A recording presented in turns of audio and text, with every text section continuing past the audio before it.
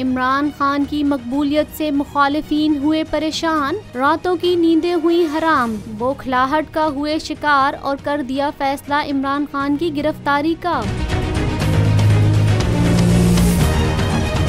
इमरान खान के खिलाफ दहशतगर्दी दिफात के तहत गुज़िश्ता रोज मुकदमा दर्ज कर दिया गया। मुल्क भर में पार्टी कारकुनान का एहतजाज, कारकुनान इमरान खान की हिमायत और गिरफ्तारी के खिलाफ बनी गाला पहुंच गए।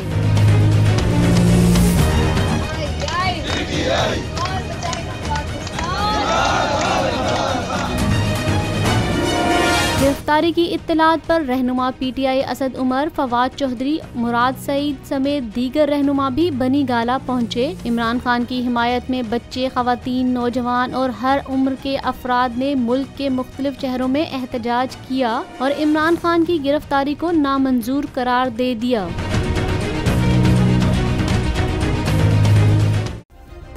सब्सक्राइब करें और बेल दबाएं ताकि कोई खबर रह न जाए।